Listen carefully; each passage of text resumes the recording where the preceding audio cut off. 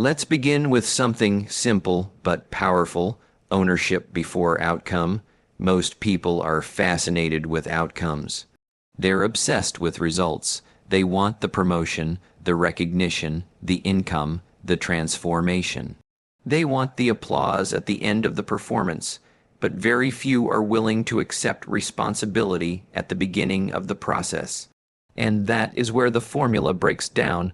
You see, it is easy to desire more. It is common to wish for better. But it is rare to stand in front of the mirror and say, "The reason I am where I am is because of the choices I've made." That statement is uncomfortable.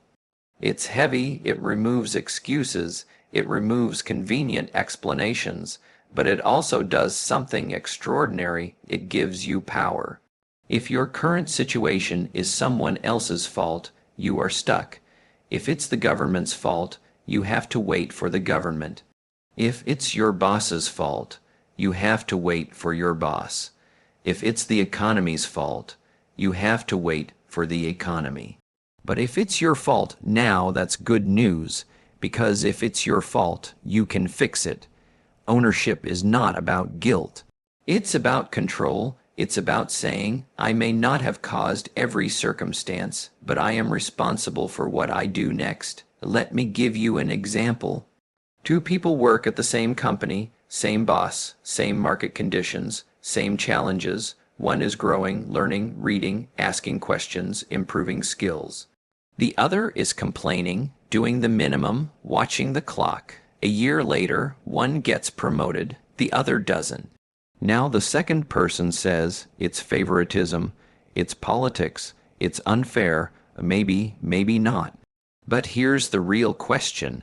Did you take full responsibility for becoming more valuable than anyone else in that room?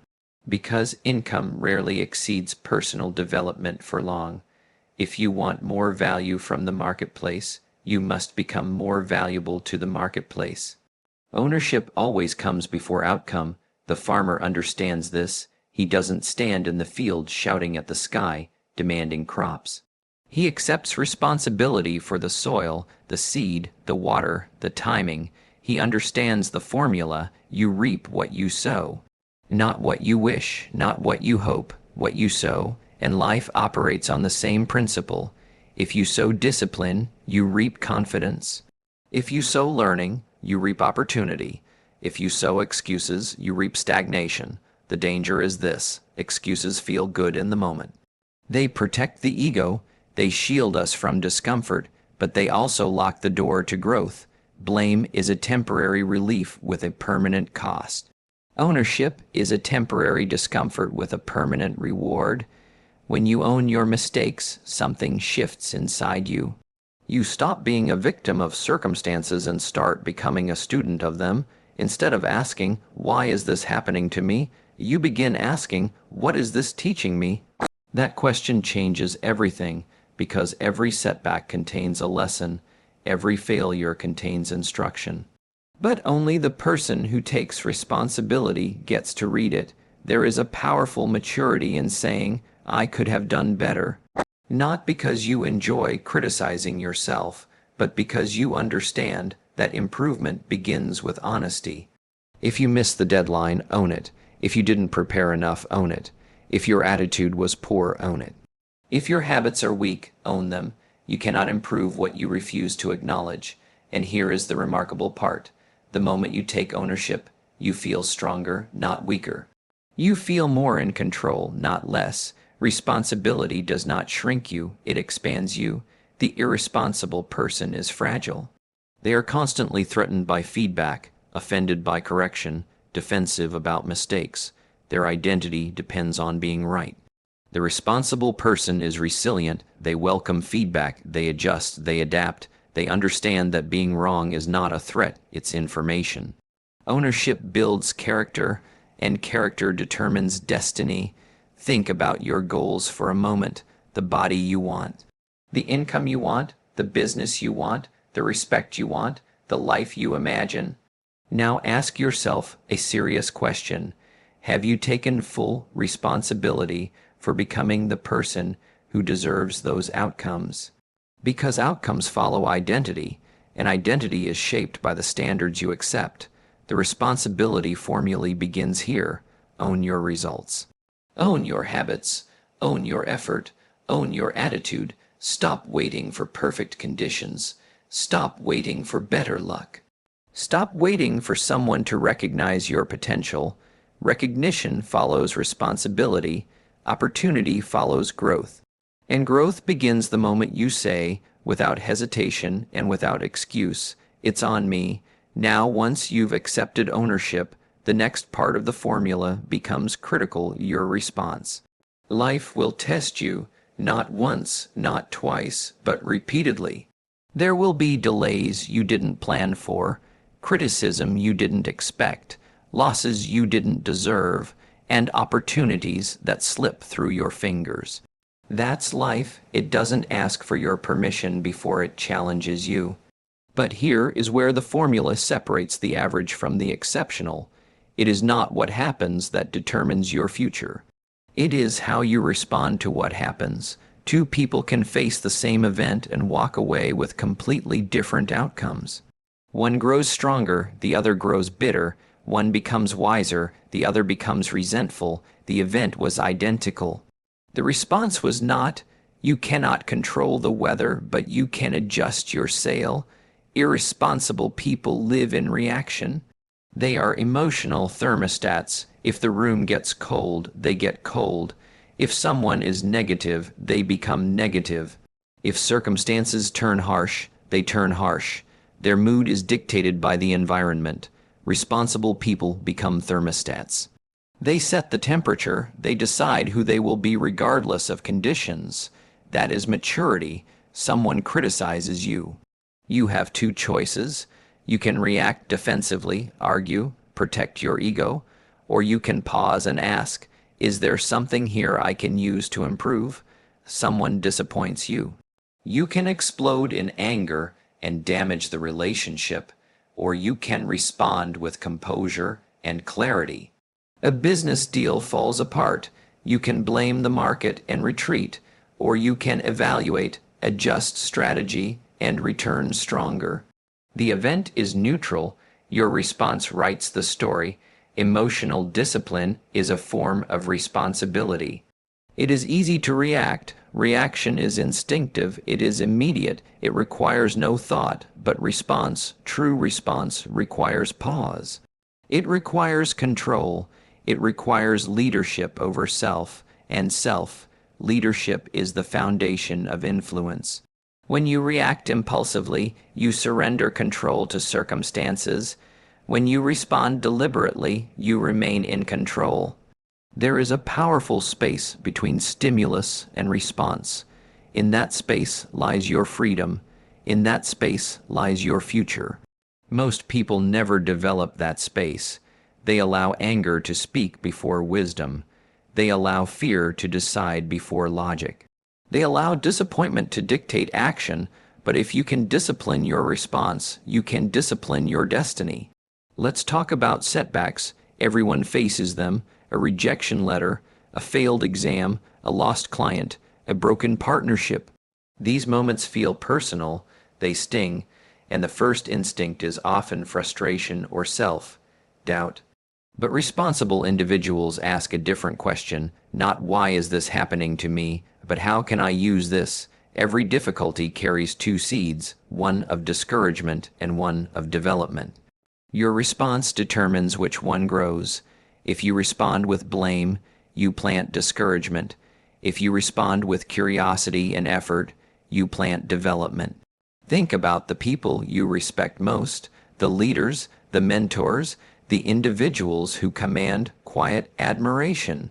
It is rarely because they have avoided hardship. It is because of how they handled hardship, calm under pressure, measured in conflict, optimistic in difficulty, focused in chaos. That is not personality. That is practiced responsibility. Your response also shapes your relationships. Words spoken in anger cannot be retrieved. Decisions made in frustration often carry long consequences. One moment of uncontrolled reaction can undo years of trust, but a thoughtful response builds credibility. It shows stability, it signals maturity, and maturity attracts opportunity. Employers promote those who remain steady under stress. Clients trust those who don't panic at problems. Families rely on those who bring calm instead of chaos. So the formula is simple but demanding. Event plus response equals outcome. You may not control the event, but you always control the response. If traffic delays you, you can use the time to learn. If someone doubts you, you can use it as fuel. If you fail, you can use it as feedback. If you fall, you can use it as instruction. Life is not happening to you. It is responding to you. The responsible person understands this and refuses to surrender their attitude to temporary circumstances. Because attitude, once disciplined, becomes a competitive advantage. While others complain, you improve. While others panic, you plan. While others quit, you adapt, and over time, that difference compounds. Responsibility is not only about owning your past, it is about mastering your present reactions. It is about deciding that no matter what happens, you will choose a response that aligns with your long-term vision rather than your short-term emotion. When you do that consistently, something powerful begins to happen. Your confidence grows, not because life becomes easier, but because you become stronger. You begin to trust yourself. You know that whatever comes, you can handle it not perfectly, but responsibly. And that trust in yourself is priceless. So the next time life tests you, and it will, pause before you react. Breathe before you speak. Think before you decide, because in that small space between what happens and what you choose, your entire future is being written. Choose your response wisely. Now let's take this a step further, because ownership and response mean very little without daily discipline. Responsibility is not proven in dramatic moments, it is proven in ordinary days. Anyone can feel responsible after a powerful seminar. Anyone can make a decision when emotions are high and motivation is strong, but real responsibility is revealed on a quiet Tuesday morning when the alarm clock rings and no one is watching. That is where the formula either works or falls apart. Success is rarely the result of one bold action. It is almost always the result of small actions repeated consistently over time, and those small actions are governed by discipline. Discipline is simply remembering what you want most when you are tempted by what you want now. You say you want financial freedom, but do your daily spending habits reflect that? You say you want a strong body, but do your eating and exercise routines align with that? You say you want influence, but are you reading, learning, and developing daily? Responsibility becomes visible in routine. The marketplace does not pay you for your intentions. It pays you for your value. And value is built quietly behind the scenes through disciplined effort. Think about it. A person does not become unhealthy overnight. It happens gradually: missed workouts, poor food choices, small neglects repeated daily. Likewise, a person does not become wealthy overnight. It happens gradually: disciplined saving, consistent learning, careful decisions repeated daily. Neglect compounds just as powerfully as discipline. That is why daily responsibility matters so much. It may not feel significant in the moment. Reading 10 pages today does not feel life-changing. Saving a small percentage of income does not feel dramatic. Practicing a skill for 30 minutes does not feel extraordinary. But over months, over years, those small actions multiply. Small disciplines repeated daily lead to great achievements gained slowly. Problem is that neglect is easy. It does not announce itself loudly. It whispers, skip today, start tomorrow. It won't matter. And because the consequences are delayed, we convince ourselves it is harmless. But life keeps records. Every day you either invest in your future or withdraw from it. There is no neutral day. You are either building strength or building weakness. You are either moving forward or drifting backward. Responsibility means refusing to drift. Drifting requires no effort. Discipline requires intention, and here is something powerful to understand. Discipline creates freedom. That sounds backward to many people. They think discipline is restrictive. They think structure is limiting. But in truth, discipline is what unlocks options. Financial discipline creates financial freedom. Health discipline creates physical freedom. Time discipline creates lifestyle freedom. Without discipline, you are at the mercy of impulse, and impulse rarely builds anything lasting. The responsible person builds routines that protect their goals. They don't rely on feelings. Feelings are unreliable. Some days you feel motivated, some days you do not. If your progress depends on motivation, your progress will be inconsistent. But if your progress depends on commitment, you will move forward regardless of mood. That is maturity. There will be days you don't feel like studying, days you don't feel like training, days you don't feel like improving. Those are the days discipline matters most, because every time you act in alignment with your long-term vision instead of your short-term comfort, you strengthen your character. And character determines destiny. Consider the compound effect. A plane leaving Los Angeles headed to New York, if it shifts just a few degrees off course, will end up in a completely different city. The change is small at the beginning, almost invisible, but over distance it becomes dramatic. Your daily habits work the same way. A small improvement in skill, a slight upgrade in attitude, a modest increase in effort, over time, those slight adjustments produce extraordinary differences in outcome. Responsibility means paying attention to those few degrees. It means asking yourself each day, did I move closer to my goals today or further away? And if the answer is further away, you adjust immediately, not next year, not next month, today, because the longer neglect continues, the harder correction becomes. The good news is that discipline becomes easier with repetition. What feels difficult at first becomes automatic over time. Waking early becomes natural, saving becomes habit, learning becomes routine. You build momentum, and momentum is powerful. Once you experience the rewards of consistent discipline, improved confidence, greater competence, increased opportunity, you begin to crave progress more than comfort. That is when responsibility transforms from obligation into identity. You no longer discipline yourself because you have to. You discipline yourself because that is who you are, and when responsibility becomes part of your identity, your results change permanently. The responsibility formulae is not about grand gestures, it is about daily standards, it is about choosing growth over ease, long-term gain over short-term pleasure, structure over drift. Do not underestimate small disciplines. They are the architects of extraordinary lives. Master your days, and you will master your destiny. Now let's bring this formula to its highest level, because ownership, response, and discipline all lead to one ultimate responsibility: self-leadership.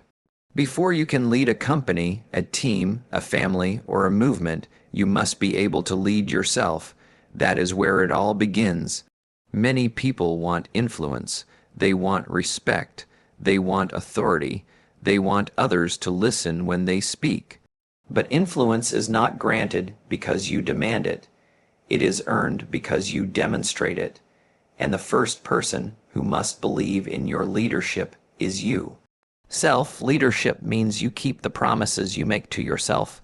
It means your word to yourself carries weight. If you say you will wake up at 6, you wake up at 6. If you say you will read, you read. If you say you will improve, you improve. Because if you cannot trust yourself, why should anyone else? Confidence is not built by positive thinking alone. It is built by evidence. Each time you follow through on a commitment, you collect evidence that you are reliable. And that evidence strengthens your self-respect. Self-respect is the foundation of influence. People can sense when someone is disciplined. They can sense when someone is steady. They can sense when someone has control over their emotions, their habits, their time. That quiet control speaks louder than loud words. You do not have to announce leadership, you embody it. Consider this: the person who cannot control their temper will struggle to guide others calmly. The person who cannot manage their time will struggle to manage a team effectively. The person who constantly makes excuses will struggle to inspire accountability in others. Leadership is modeled, not instructed. If you want your children to be disciplined, show them discipline. If you want your team to be committed, show them commitment. If you want respect, demonstrate integrity. Integrity is when your actions match your words, and integrity is a responsibility. It is easy to speak about values. It is harder to live them consistently, but consistency is what builds credibility. And credibility is what creates influence. Leadership also means managing your internal world. Your thoughts, your attitude, your standards, because your external results are a reflection of your internal governance. If your thoughts are chaotic, your life will feel chaotic. If your standards are low, your outcomes will follow. But if your thinking is disciplined and your standards are high, your life begins to align accordingly. You must become the architect of your own behavior. Ask yourself, do you control your schedule, or does your schedule control you? Do you decide your priorities, or do distractions decide them? Do you respond intentionally, or do you react impulsively? Self-leadership is the ability to direct your own energy, and energy is everything. Where attention goes, energy flows. If your attention is constantly scattered, social media, gossip, unnecessary drama, your energy is diluted. But when you focus your attention on growth, learning, building, improving, your energy compounds. The responsible person protects their focus because they understand that every yes to distraction is a no to progress.